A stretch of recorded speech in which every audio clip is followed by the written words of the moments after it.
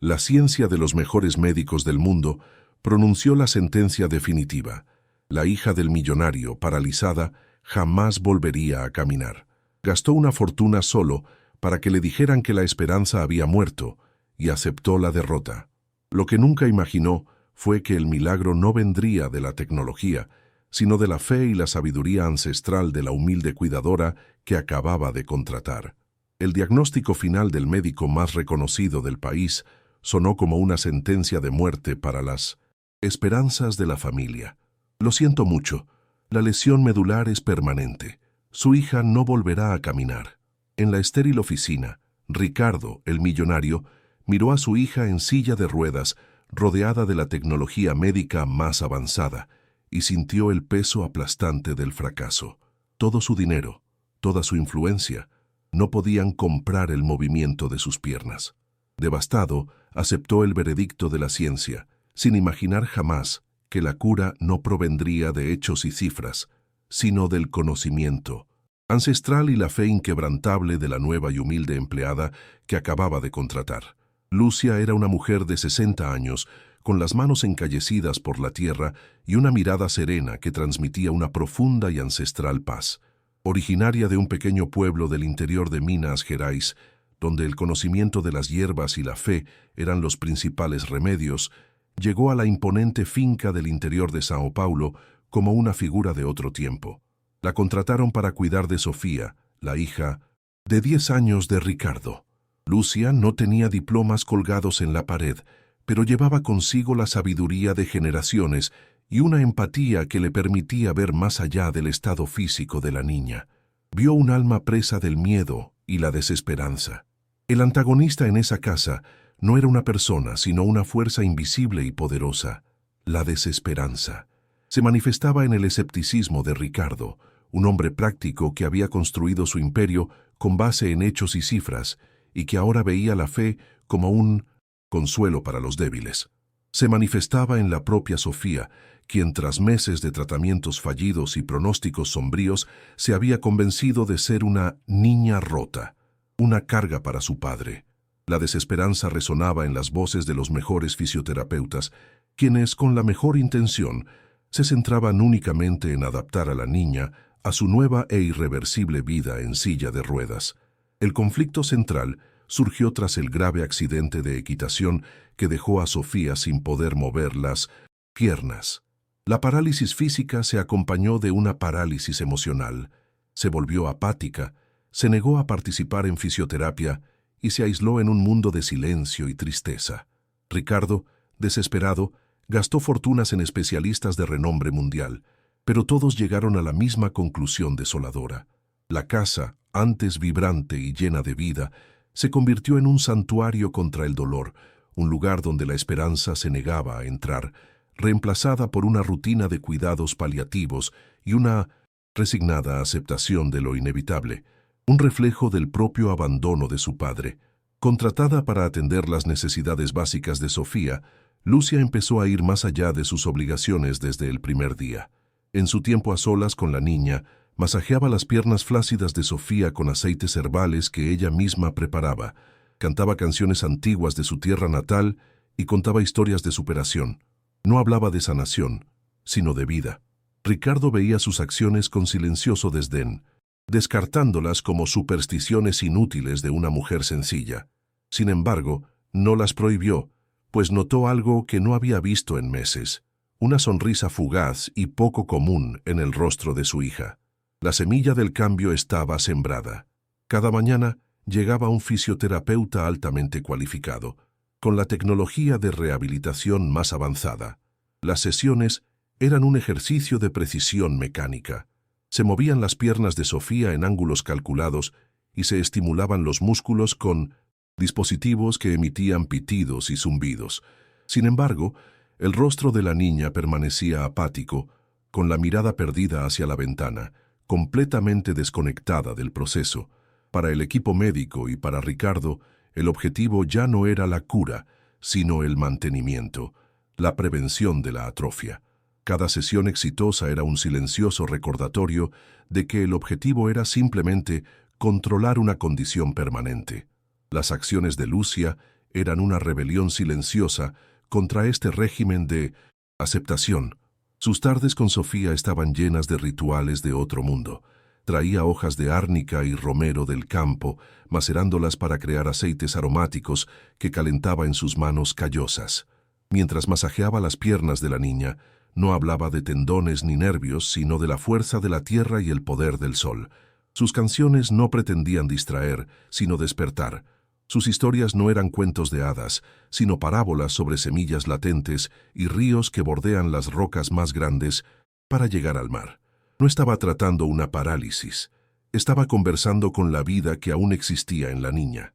Si lo estás disfrutando hasta ahora, comenta a continuación desde dónde lo estás viendo. Quiero saber hasta dónde ha llegado esta historia. Las primeras grietas en la armadura de desesperación comenzaron a aparecer. Sofía, que se había vuelto casi muda con los terapeutas, empezó a hablar con Lucia. Le preguntó sobre las hierbas, las historias y la vida en el pequeño pueblo de donde Lucia había venido. Un día, después de una historia sobre un pájaro con un ala rota que se convirtió en el cantor más hermoso del bosque, Sofía pidió papel y lápices de colores por primera vez en meses. Dibujó un pequeño pájaro cantando en un árbol. Para Ricardo fue solo un dibujo. Para Lucia fue la primera señal de que el alma de la niña estaba recordando cómo volar, aunque su cuerpo aún no podía. El conflicto se intensificó en Ricardo. Vio el mejor humor de su hija, sus escasas sonrisas en 1900, compañía de Lucia, y sintió una mezcla de gratitud y miedo escéptico. Su mundo, regido por la lógica y la evidencia concreta, no sabía cómo procesar esto. Veía las acciones de Lucia como un placebo, una superstición benigna que temía podría estar generando una peligrosa falsa esperanza. Su lado pragmático le decía que aceptar la realidad era crucial para la salud mental a largo plazo de Sofía, y empezó a ver la fe inquebrantable de Lucia como una amenaza para esa aceptación. La tensión exacerbada se manifestó en un marcado contraste. Una mañana, el fisioterapeuta probó un nuevo ejercicio de verticalización con equipo de última generación. El esfuerzo fue excesivo, y Sofía lloró de frustración y dolor, abandonando a mitad de la sesión. La sesión terminó con una sensación de fracaso. Horas después, Ricardo, desde su oficina, miró la cámara de seguridad y vio a Lucia y a Sofía en el jardín. Lucia frotaba una flor de jazmín sobre la cara de la niña, que reía a carcajadas. La ciencia, que costaba una fortuna, le hacía llorar. La naturaleza, que era gratuita, le traía alegría. La contradicción era tan fuerte que sacudió los cimientos de su escepticismo. Esta disonancia obligó a Ricardo a prestar más atención. No podía ignorar el resultado más importante. Su hija era más feliz. El emprendedor que llevaba dentro, entrenado para analizar resultados, no podía ignorar el éxito de los métodos de Lucia, por mucho que su mente escéptica los rechazara. Decidió que necesitaba comprender. Empezó a dejar la cámara de la habitación de Sofía encendida permanentemente en la esquina de la pantalla, no por sospecha de maldad, sino por curiosidad desesperada. Buscaba una explicación lógica a lo que consideraba ilógico, preparándose sin saberlo para presenciar lo imposible. El punto de inflexión llegó en una tarde gris, cuando el sol poniente tiñó la habitación de Sofía de tonos naranjas y dorados. Ricardo estaba en su oficina, revisando correos electrónicos, con la cámara de seguridad de la habitación de su hija encendida de fondo, como ya era su costumbre. Observaba la rutina diaria de Lucia sin mucho interés, sus manos moviéndose con destreza sobre las piernas inertes de la niña. Su mente se debatía entre el escepticismo y una admiración reticente por la paz que esta mujer había traído a su hogar, buscando aún una explicación lógica para un fenómeno que desafiaba toda su comprensión del mundo. Oyó la voz serena de Lucia, contando la historia de una semilla que necesitaba creer en la luz para brotar de la tierra oscura. «Solo necesitas volver a creer en la luz, mi ángel», susurró, sus palabras más una caricia que una orden. Y entonces algo sucedió. En la pantalla de alta definición, Ricardo vio un temblor, un movimiento diminuto, casi imperceptible, en el dedo gordo del pie de Sofía. Se inclinó hacia adelante, con el corazón latiéndole con fuerza en el pecho, su mente gritando que era un espasmo, un reflejo involuntario, un efecto de la luz. Su lógica luchaba desesperadamente contra la evidencia de sus propios ojos. Muestra tu apoyo con un corazón en los comentarios. Realmente nos ayuda a seguir brindándote contenido como este. Pero volvió a ocurrir. Lucia continuó su suave masaje y el movimiento se repitió, esta vez un poco más fuerte. Una contracción clara y voluntaria, una respuesta directa a su tacto y a su voz. La descarga recorrió el cuerpo de Ricardo como una corriente eléctrica. La fortaleza de su escepticismo, construida con ladrillos de hechos científicos y cimentada por el dolor, se derrumbó en un instante. No había explicación lógica, ninguna teoría médica que lo justificara. Era imposible, y sin embargo, estaba sucediendo allí, en la pantalla de su ordenador. Por primera vez en mucho tiempo, una emoción que creía muerta para siempre comenzó a agitarse en su interior. Una frágil y aterradora esperanza. Ricardo no gritó, no corrió, se levantó, pálido, y caminó como un autómata por el largo pasillo hasta la habitación de su hija. Se detuvo en la puerta, con la mirada fija en sus pies como si temiera perder la vista si parpadeaba.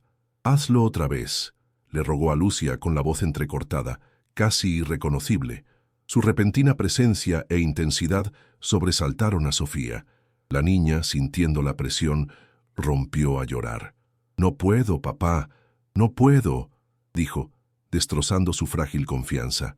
El milagro parecía haber sido un instante fugaz, perdido para siempre por su interferencia, la del eterno escéptico. Pero Lucía, con su calma inquebrantable, se convirtió en el ancla en ese mar de emociones. Ignorando la ansiedad de Ricardo, sujetó el rostro de Sofía entre sus cálidas manos. «No tienes que intentarlo, solo siente la vida que aún fluye en ti. Recuerda la semilla», susurró. Con los ojos cerrados y entre lágrimas, Sofía se concentró, no en su pie, sino en la historia de Lucía. Y entonces, bajo la mirada atónita de su padre, logró flexionar el pie izquierdo. No fue un espasmo, fue una orden, un milagro. Ricardo cayó de rodillas junto a la silla de ruedas, con el cuerpo destrozado por los sollozos, llorando por primera vez desde el accidente, no de dolor, sino de una esperanza tan abrumadora que creyó que su corazón iba a estallar. El suceso sacudió los cimientos del escéptico mundo de Ricardo. Al día siguiente, convocó a los mejores neurólogos y fisioterapeutas a su finca. Llegaron con expresiones escépticas, dispuestos a explicar el fenómeno como espasmos musculares malinterpretados. Sin embargo, lo que vieron los dejó sin palabras. Sofía, bajo el sereno estímulo de Lucia, repitió los movimientos. Los médicos, ante la evidencia irrefutable, quedaron impactados, incapaces de explicar científicamente la recuperación de la actividad neuronal. Admitieron que la combinación de estimulación constante, fe y la reconexión psicológica de Sofía con su propio cuerpo, fomentada por Lucia, podría haber activado vías neuronales que la medicina consideraba inactivas. Desde ese día, la dinámica del hogar cambió para siempre. Ricardo, ahora despojado de su arrogancia y lleno de reverente humildad, redefinió el rol de Lucia. Pasó de ser una sirvienta a convertirse en la principal compañera de Sofía en su recuperación.